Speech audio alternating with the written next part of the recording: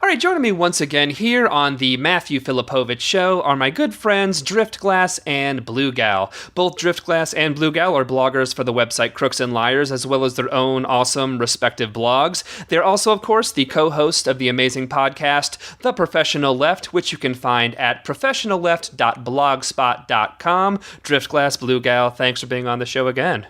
It's an honor. Our pleasure, Matt. Always our pleasure.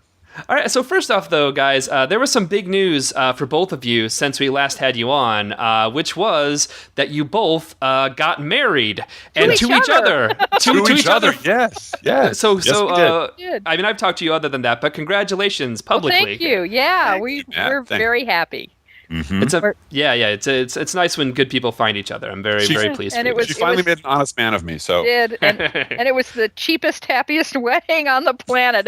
We were laughing because someone on Facebook said, I didn't know you changed your name to Kim Kardashian, but boy, a lot of media attention, huh? I said, no, that was the decoy wedding. That was to keep the paparazzi away from us. So nice.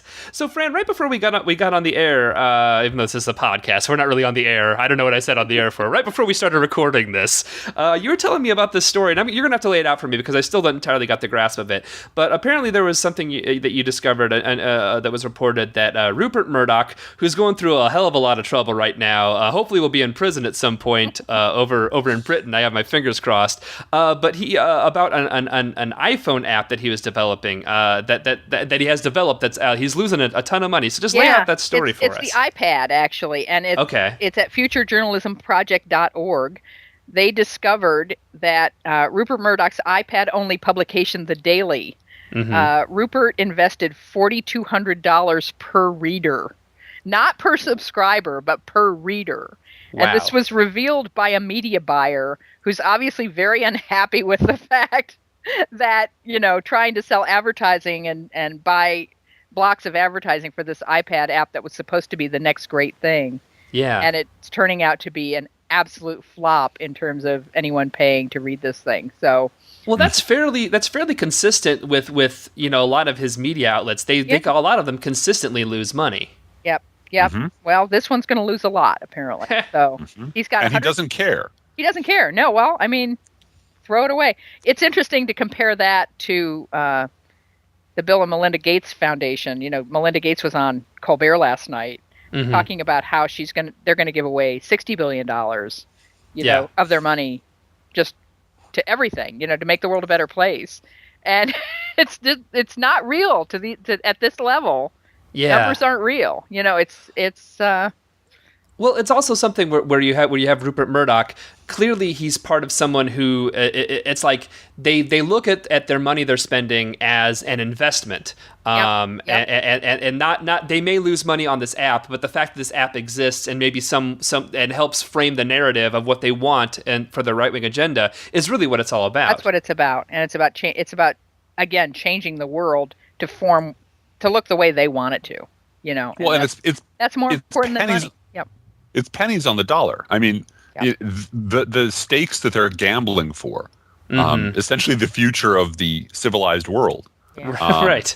Being essentially owning that. They're buying the future, and that scene from that bank run from It's a Wonderful Life, right? Where there's Potter's not selling, Potter's buying. Yep.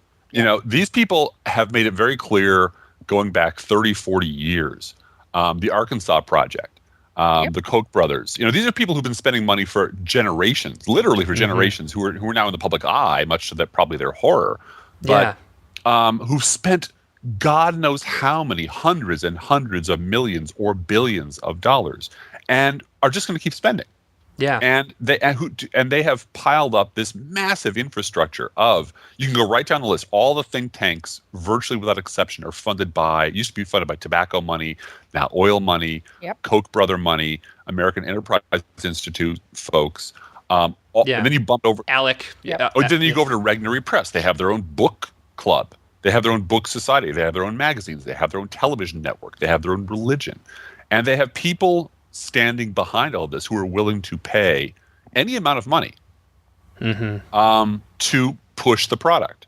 Yeah. And once Glenn Beck, goes mad and is yanked off the air, They drop it's him. somebody else. They Right. have people 6 deep on the bench waiting to take his place. I mean, that's the thing.